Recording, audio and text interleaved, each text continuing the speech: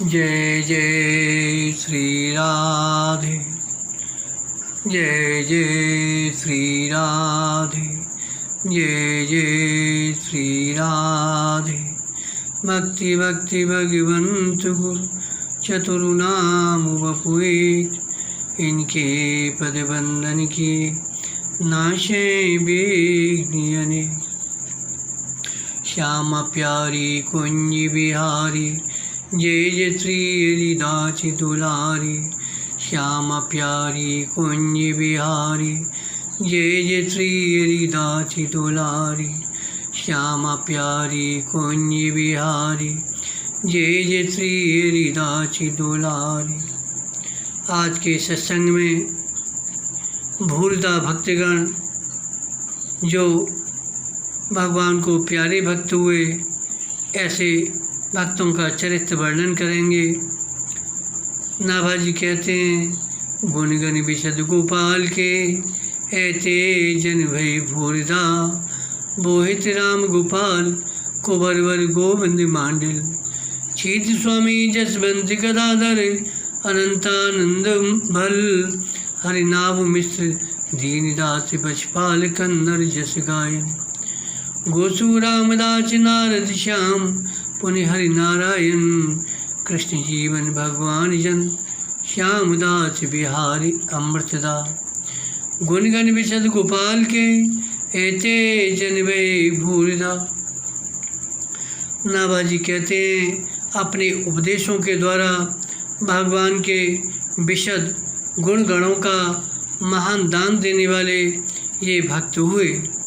श्री बोहित जी, श्री राम गोपाल जी, कुंवर भर जी, गोविंद जी, माडल जी, छीत स्वामी, यशवंत जी, गदाधर जी, अनंतानंद जी, हरिनाभ मिश्र जी, दीनदास जी, बच्छपाल जी, कन्हर जी, गोसू जी, रामदास जी, नारद जी, श्याम जी, हर नारायण जी, कृष्ण जीवन जी और जन भगवान जी, श्यामदास जी और बिहारी दास जी।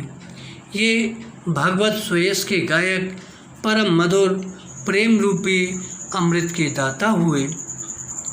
श्रीमद् भागवत में आता है, 10वें स्कंद 31वें अध्याय के 9वें श्लोक में, तव कथामृतम तप्त जीवनम कभविरीडितम कल्मषापहं श्रवण मंगलम श्रीमदादतम भुवगणन्ति ते भूरिदा जना।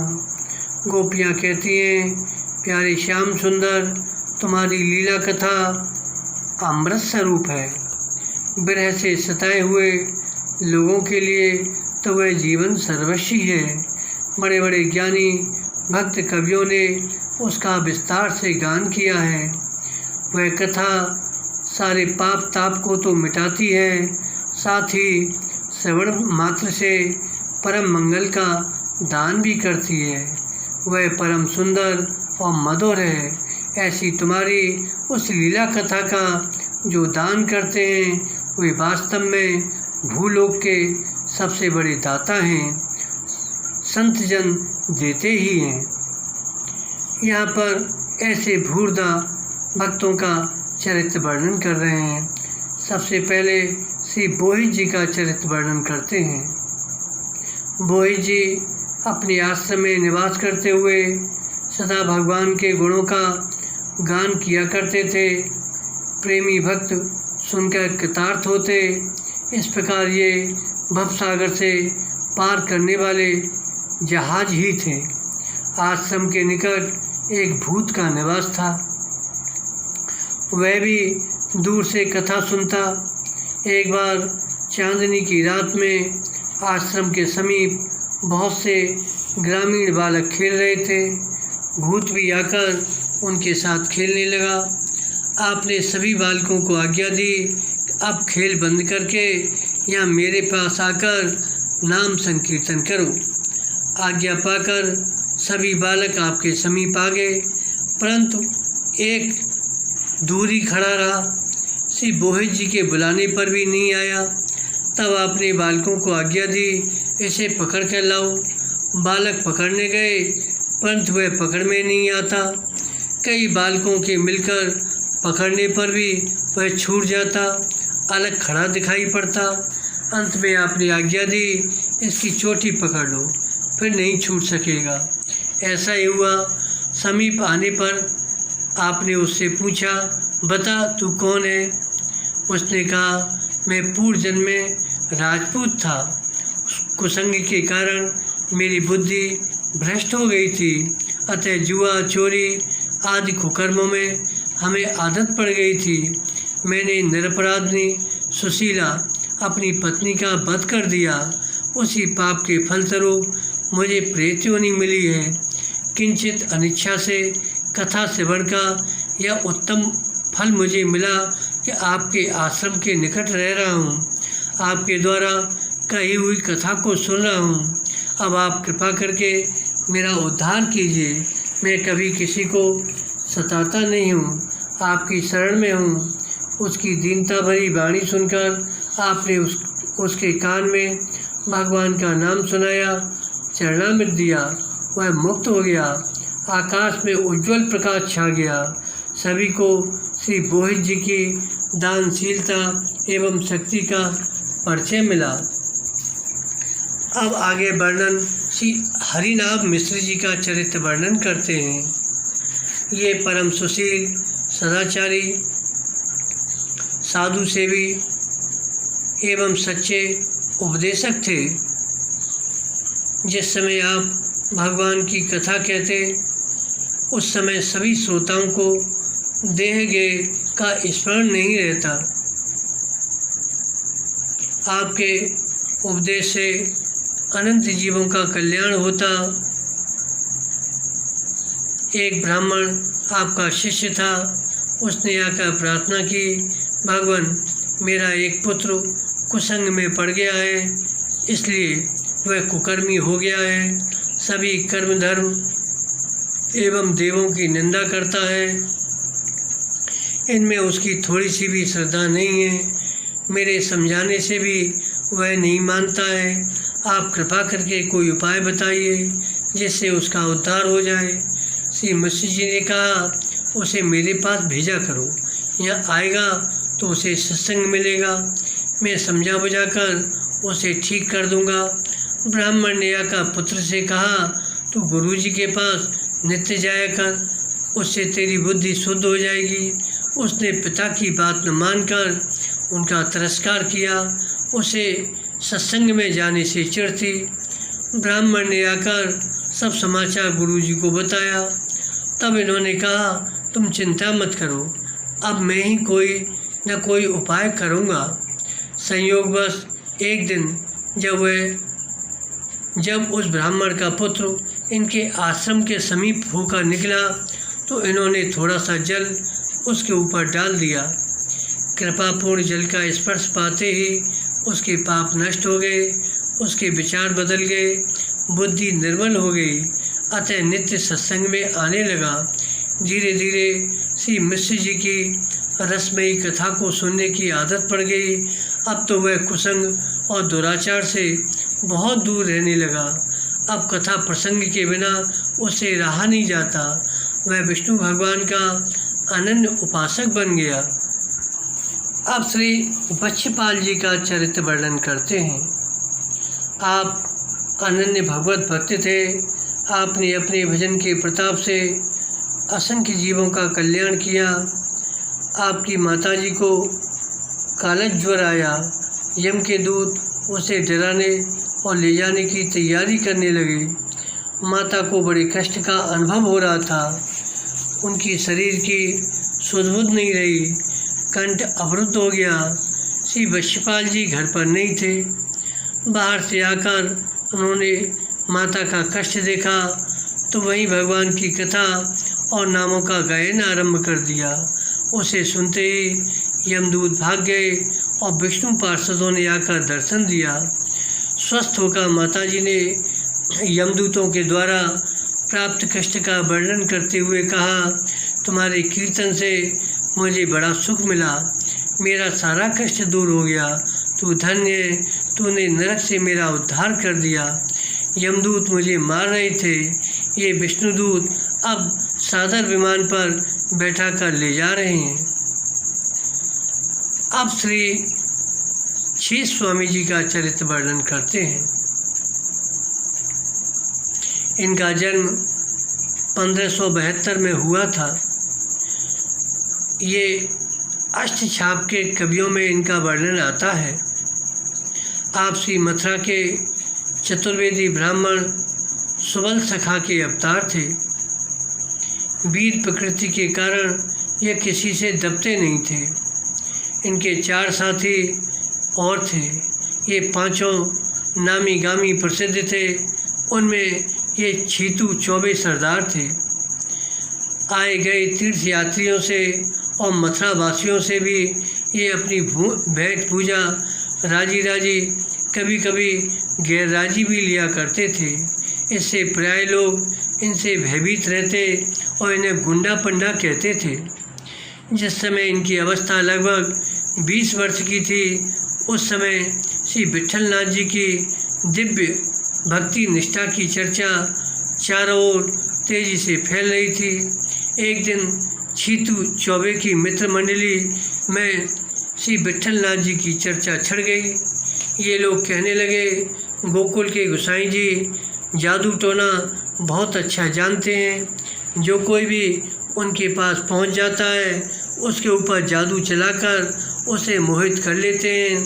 फिर तो वह अपने तन मन धन को समर्पण कर उनका चेला बन जाता है। दूसरा बोला, जी उनके यहाँ ठाकुर के भोग में बढ़िया से बढ़िया चक्क माल मिलते हैं। इसी से लोग उनके गुण गाते हैं और चेला बन जाते हैं। अंत में इन 5 ने निश्चय किया, देखो गोकुल चलकर गोसाई जी की परीक्षा ली जाए और देखा जाए कि हम ब्राह्मण लोगों पर कैसे अपनी मोहनी विद्या चलाते हैं। हम लोग तो काली कामर हैं, हमारे ऊपर किसी का रंग चढ़ने से रहा। भेंट के लिए एक सूखा थोथा नारियल और एक खोटा रुपया लेकर इन लोगों ने नाव में बैठकर गोकुल की यात्रा की। वहां पहुंचकर छीतू चौबे ने कहा, तुम लोग बाहर द्वार पर खड़े रहो, मैं जाकर वहां का रंग ढंग देखता हूँ। पीछे से तुम लोग भी भीतर आ जाना। उस समय श्री गोसाई जी विश्राम करके उठे थे और अपनी गद्दी पर बैठकर स्वाध्याय कर रहे थे। उनके हाथ में पुस्तक थी। उनके पुत्र श्री गिरधर जी भी समीप में ही विराजमान थे। छीतू चौबे ने उनके समीप जाकर जब उनका दर्शन किया तो इनके मन में पश्चाताप हुआ।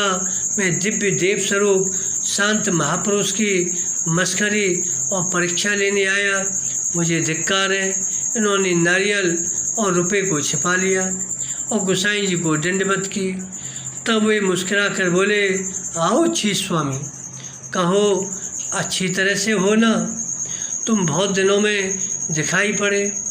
इन्होंने पुनः साष्टांग दंडवत की, हाथ जोड़कर प्रार्थना की, महाराज मैं आपकी शरण में हूँ, आप मुझे अपनाइए। तो गोसाई जी बोले, तुम तो मथुरा के चतुर्वेदी हो, मेरे भी पूज्यो सिद्ध पुरुष हो, मुझे दंडवत प्रणाम क्यों करते हो। शीश स्वामी ने पुनः कहा, प्रभु अब आप मुझ पर कृपा करो, मैं स्वामित्व को छोड़कर आपका दास बनना चाहता हूँ। मेरे मन में तो बहुत कुटिलता थी, परंतु आपके दर्शनों से वह दूर हो गई। मैं तो अब आपके हाथ बिक गया, अब चाहे जो करो। परम दयालु श्री गोसाई जी ने शीश स्वामी के शुद्ध भाव को जाना और इन्हें नाम देकर इनको अपना बना लिया। उसी समय इनकी कवित्व शक्ति जग गई। इन्होंने बड़ी उमंग के साथ गाया, भाई अब गिरधर सो पहचान, कपट रूप दर छलवे आयो, पुरुषोत्तम नहीं जान, छोटो बड़ो कछु नहीं जान्यो, छाए रहो अज्ञान, शीश स्वामी देखते अपनायो, श्री विट्ठल कृपा निधान। इनके चारों साथी जो बाहर बैठे ताक झांक कर रहे थे, उन्होंने कहा, छीतू को तो टोना लग गया, हम लोग यदि यहाँ रुकेंगे तो हमारे ऊपर भी टोना चल जाएगा, इसलिए यहाँ से जल्दी भागो। वे चारों मथुरा को वापस आ गए। श्री गोसाई जी ने श्री स्वामी से कहा, हमारी भेंट लाए हो, उसे लाओ।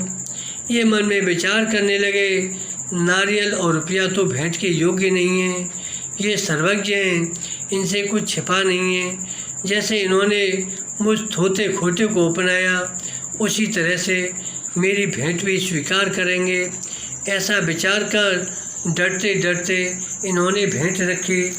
श्री गोसाई जी ने नारियल को फुड़वा कर श्री नवनीत प्रिया को भोग धरवाया, रुपए के पैसे मंगवाए। नारियल में से अति उत्तम गिरी निकली, सबको प्रसाद मिला, रुपया भी चल गया। इससे और भी अधिक श्रद्धा हुई। उन्होंने सोचा, वस्तुतः कोई भी वस्तु अजीब गुरु गोविंद के योग्य नहीं है, सब कुछ खोटा ही है। भगवान के अर्पित होकर ही वस्तु खरी होती है और जीव विशुद्ध होता है। मैं भवसागर के प्रवाह में बह रहा था, इन्होंने कृपा करके मेरा उद्धार किया। श्री गुरुदेव के चरणों में प्रणाम करके भाव में भरकर दूसरा पद गाया। हो चरणात पत्र की छैया, कृपा सिंधु श्री वल्लभ नंदन, बहो जाति राक्षो गे भैया। नव नख चंद्र शरद राकाशि, त्रिविधि ताप मेटत छिन मैया। श्री स्वामी गिरधरन श्री विठ्ठल सुजस बखान सकत श्रुत नैया। इस पद को सुनकर श्री गोसाई जी बहुत प्रसन्न हुए।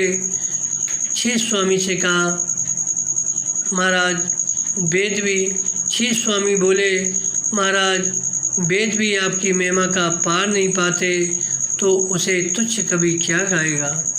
संध्या आरती का समय हो गया, इसलिए गोसाई जी ने आज्ञा दी, श्री स्वामी मंदिर में जाकर नवनीत प्रिय के दर्शन करो। श्री स्वामी ने आकर दर्शन किया। ठाकुर जी के निकट ही श्री गुरुदेव के दर्शन हुए। मन में आया कि भीतर से मंदिर में आने का कोई रास्ता होगा, उसी से आगे होंगे। पुनः इधर उधर देखा तो गद्दी पर विराजमान। अब श्री स्वामी ने गोसाई जी के वास्तविक रूप को समझा और साष्टांग दंडवत प्रणाम किया। कुछ देर बाद शयन आरती हुई और गोसाई जी ने भगवान का प्रसाद श्री स्वामी को पवाया और आज्ञा दी कि प्रातःकाल ही गोवर्धन चले जाना और श्री श्रीनाथ जी का दर्शन करके आना। आज्ञा अनुसार गोकुल में मंगला आरती के दर्शन करके श्री स्वामी श्री गोवर्धन आए और राजभोग के समय श्री श्रीनाथ जी के दर्शन किए। यहाँ भी मंदिर में गुरुदेव के दर्शन हुए तो आपने लोगों से पूछा, तब लोगों ने बताया गोसाई जी तो गोकुल में हैं। अब ये समझ गए जो गुरु हैं वही गोविंद हैं। गोवर्धन से चलकर श्री स्वामी ने पुनः गोकुल आकर श्री गोसाई जी को साष्टांग दंडवत प्रणाम किया। उन्होंने पूछा, कहो श्रीनाथ जी के दर्शन हुए। इन्होंने कहा, हाँ महाराज, श्रीनाथ जी के निकट आपके भी दर्शन हुए। ऐसा कहकर आपने अपने अनुभव का पद गाया। तीसरे दिन यमुना में स्नान कराकर गोसाई जी ने इन्हें ब्रह्म संबंध कराया। अपना शीत प्रसाद और पान बीड़ा देकर इन्हें घर पर रहकर भजन साधन करते हुए जीवन यापन करने की आज्ञा दी। घर आने पर पुराने चारों साथी आकर इनसे मिले। बोले, हमने तो उसी समय जान लिया कि इन पर टोना चल गया। इन्होंने कहा, हाँ ठीक है, अब हमारा तुम्हारा साथ छूट गया। अब यदि तुम मेरा साथ चाहो तो गोसाई जी के शिष्य बनो। कालांतर में इन सब पर भी श्री गोसाई जी की कृपा हुई। श्री स्वामी की दिल्ली में पुरानी यजमानी थी। बीरबल भी इनका यजमान था। ये प्रतिवर्ष वहाँ जाकर अपनी वार्षिक भेंट लाते। उसी नियम से ये दिल्ली गए और बीरबल के यहाँ ठहरे। प्रातःकाल ही आपने नित्य नियम के अनुसार पद गाया। जय श्री वल्लभ राजकुमार, पर पाखंड कपट खंडन कर, सकल वेद धुरधार। इस पद को बीरबल ने सुना तो प्रकट कृष्ण अवतार, यह बात उसे नहीं जची। फिर राजभोग धर के अपने ठाकुर जी के सामने शीश स्वामी ने गाया तो यह भी उसे अच्छा नहीं लगा। उसने इनसे कहा, इन पदों में तुम श्री गोसाई जी को साक्षात श्री कृष्ण बता रहे हो। बादशाह मलिच्छ है, अगर कहीं सुनेगा तो तर्क करके पूछेगा, तुम क्या उत्तर दोगे? शीश स्वामी ने कहा, जब बादशाह कुछ पूछेगा तब हम उसे जो समझ में आएगा सो उत्तर देंगे, परंतु मेरे विचार से तू ही मलिच्छ है, क्योंकि तुझे अविश्वास है। अतः मैं तेरा परित्याग करता हूँ। तेरा अन्न जल और भेंट कभी स्वीकार नहीं करूँगा। बीरबल ने समझा बुझा कर रोकना चाहा, परंतु आप रुके नहीं। मथुरा आ गए, फिर कभी दिल्ली नहीं गए। अकबर बादशाह को जब समाचार मिला तो उसने बीरबल से कहा, तुमको भूल गया। एक बार हम और तुम नाव में बैठकर आगरा जा रहे थे। नाव जब गोकुल में पहुंची तो उस समय श्री गोसाई जी ठकुरानी घाट पर थे। मैंने उन्हें प्रणाम किया, उन्होंने हमें आशीर्वाद दिया था। उस समय मेरे पास बहुमूल्य एक मणि थी, मैंने गोसाई जी को भेंट दी। उन्होंने 3 बार पूछा, यह अब मेरी है? मैंने कहा हाँ। तब उन्होंने मणि को यमुना जी में डाल दिया। मुझे दुखी होता देखकर उन्होंने यमुना से अंजलि भरकर मणियाँ निकाल कर दिखाईं। कहा, तुम अपनी मणि इनमें से छांट कर ले सकते हो। मैं प्रभाव देखकर चकित हो गया। फिर उन्होंने मणियाँ यमुना जी में डाल दी। यदि उनके शिष्य ने उन्हें प्रकट कृष्ण का अवतार कहा तो क्या अनुचित कहा। अब बिना भेंट विदाई लिए दिल्ली से रूट कर चले आने का समाचार सुनकर श्री विट्ठलनाथ जी ने दर्शन के लिए आए लाहौर के वैष्णवों से कहा, यदि शीश स्वामी लाहौर पहुँचें तो उनकी श्रद्धापूर्वक सेवा करना। इसके बाद आपने इन्हें बुलाकर कहा, तुम लाहौर चले जाओ, वहाँ तुम्हारी सेवा हो जाएगी। इन्होंने उत्तर दिया कि भीख मांगने के लिए अब मैं वैष्णव नहीं बना हूँ। आपकी कृपा से विश्राम घाट पर ही बिना मांगे श्री यमुना मैया दे देती है, तो फिर आपके चरणों को छोड़कर अन्यत्र कहीं क्यों जाऊँ। लाहौर के भक्त प्रतिवर्ष इनके लिए 100 रुपये की हुंडी भेजने लगे। उसे आप गुरु गोविंद की सेवा में समर्पित कर देते। एक बार जन्माष्टमी के अवसर पर श्री गोसाई जी ठाकुर जी को झूला झुला रहे थे। शीश स्वामी को उस समय अद्भुत दर्शन हुए। शीश स्वामी ने देखा, कभी ठाकुर जी को श्री गोसाई जी झुलाते हैं, तभी कभी गोसाई जी को ठाकुर जी झुलाते हैं। उस समय श्री शीश स्वामी ने ये पद गाया, प्रे नवनीत पालने झूले, विट्ठलनाथ झुलावे हो। कभौ को आप संग मिल झूले, कभौ को उतर झुलावे हो। कभौ को सुरंग खिलौना ले ले, नाना भांति खिलावे हो। चकई फिरकनी कबहू नचावे, झुनझुन हाथी बजावे हो। भोजन करत थाले के झारी, 2 मिल खाए खवावे हो। गुप्त महारच प्रकट जनावे, प्रीत ने उपजावे हो। दंदन भाग दास जिन जन के, जिन ये दर्शन पाए हो। शीश स्वामी गिरधरन श्री विट्ठल निगम एक कर गाए हो। इनके सेवा भाव, प्रेम भाव और कवित्व पर रीझ कर श्री विट्ठलनाथ जी ने इन्हें अष्ट छाप में स्थान दिया और श्रीनाथ जी की कीर्तन सेवा सौंपी। ये गोवर्धन पूंछरी के निकट रहते और श्रीनाथ जी की कीर्तन सेवा करते थे। इनके प्राय 200 पद प्राप्त हैं, कुछ प्रकट हैं, कुछ प्रकाशित भी हो गए। इनकी भाषा सरल और स्पष्ट है। मेरी अखियन के भूषण गिरधारी।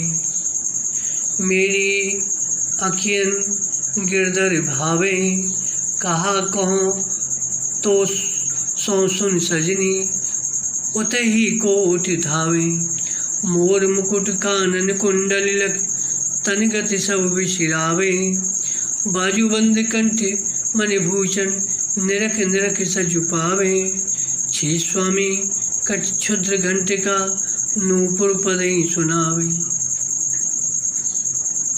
ये चब सदा श्री विट्ठल के ओर, मोमन मोद बढ़ावे। इनके पदों की भाषा सरल और स्पष्ट है। श्री ब्रजभूमि के प्रति इनका बड़ा अनुराग था। गुरुदेव श्री विट्ठलनाथ जी के लीला प्रवेश के पश्चात ये उनके वियोग में व्यथित हो गए। उस समय इन्हें श्रीनाथ जी ने दर्शन दिया।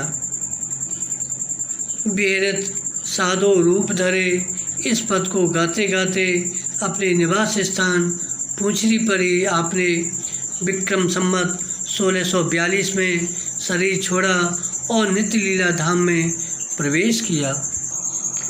अब श्री बिहारी दास जी का चरित्र वर्णन करते हैं। भक्त जगत में श्री बिहारन देव इस नाम से जाने जाते हैं। आपके पिता का नाम मित्रसेन था। ये दिल्ली बादशाह के उच्च पदाधिकारी थे।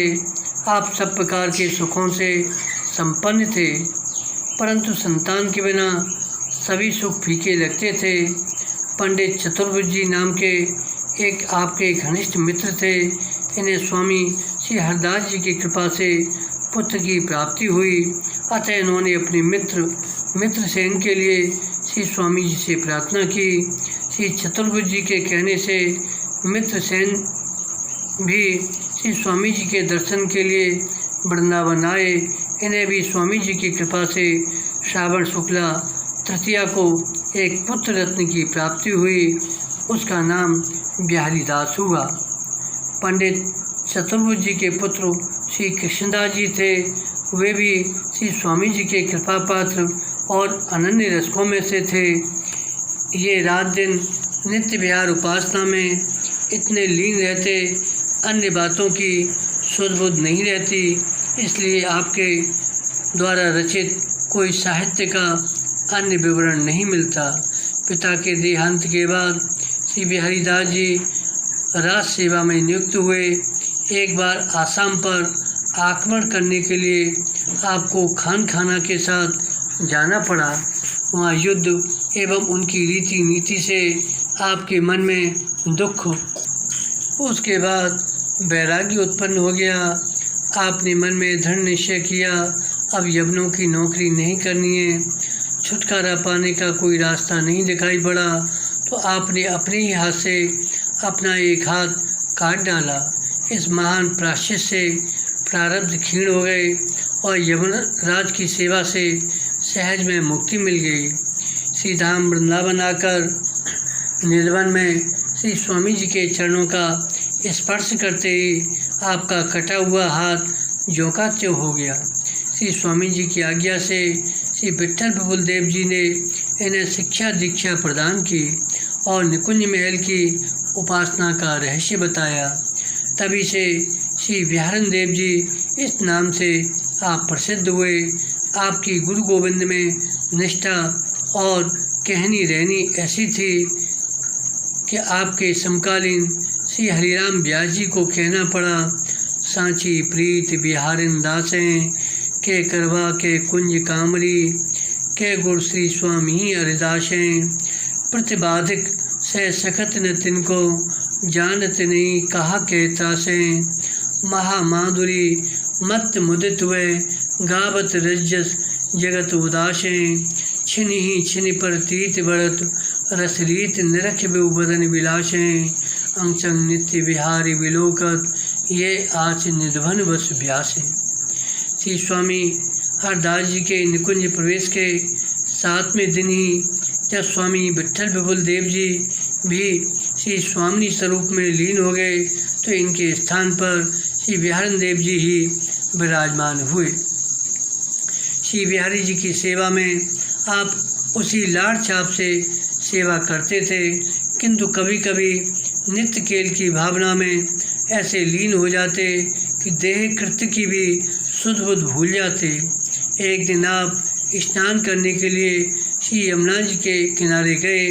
वहाँ दातुन करते हुए बेहरत लाल बिहारिंदो श्री यमुना जी के तीरे तीरे इस तुक को गाने लगे। उस समय युगल की छवि छटा में आप ऐसे छक गए कि दातुन करते और गाते गाते संध्या हो गई। त्रिकाल यमुना स्नान करने वाले श्री मदन मोहन जी के पुजारी ने इनकी यह दशा देखी तो उन्होंने गोस्वामी श्री सनातन पाद जी से जाकर निवेदन किया, महाराज, आज श्री यमुना जी के किनारे एक बाबा जी सवेरे से दातुन कर रहे हैं, पद गा रहे हैं। अब तक न तो उनकी दातुन पूरी हुई न पद ही पूरा हुआ। यह सुनकर गोस्वामी पाद समझ गए, ऐसे रसोन्मत्त संत तो श्री बिहारन देव जी ही हो सकते हैं। उन्होंने पुजारी के हाथों श्री मदन मोहन जी का प्रसाद भिजवाया।